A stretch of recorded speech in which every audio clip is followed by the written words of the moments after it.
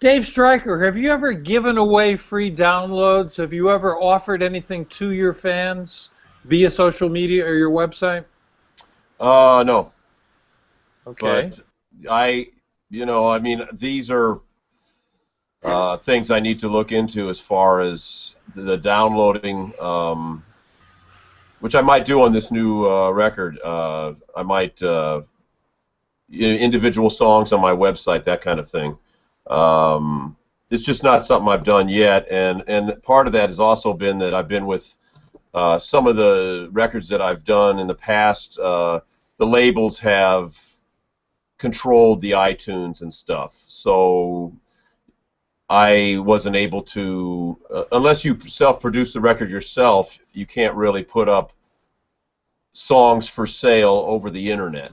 So with this new project, I need to look into that, and it's just, as we all know, it's such a different game now. We all came, Brett and everybody except maybe PJ came up, back when there was a lot different scene out there with record stores and the whole mentality of people willing to pay for your music, which is I know my sons now. It's not with Spotify.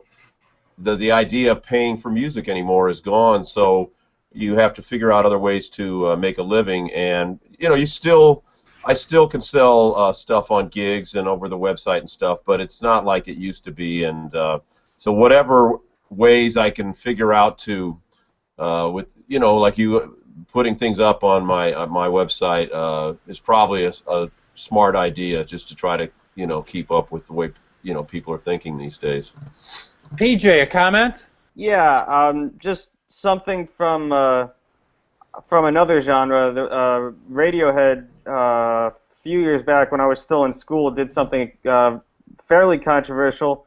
They recorded an album and then put it up online for sale, and they said, pay what you want. If you think it's not worth paying for, then just download it. If you think it's worth $20, give us $20.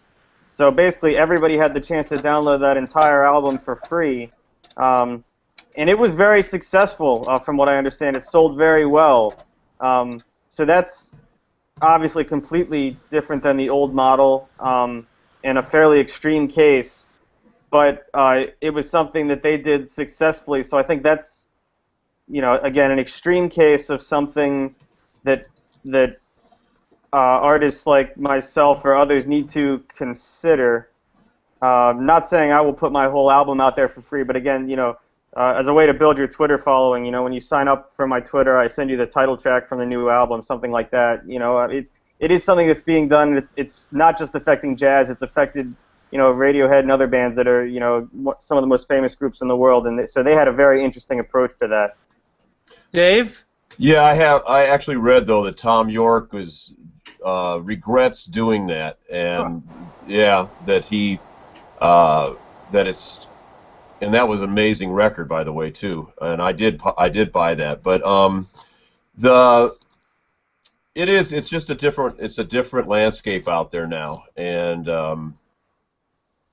I know a lot of people have no problem with giving away stuff for free. So I guess I would say maybe give a track away. I would give a track away, just to anything to build interest in the record, and hopefully that's.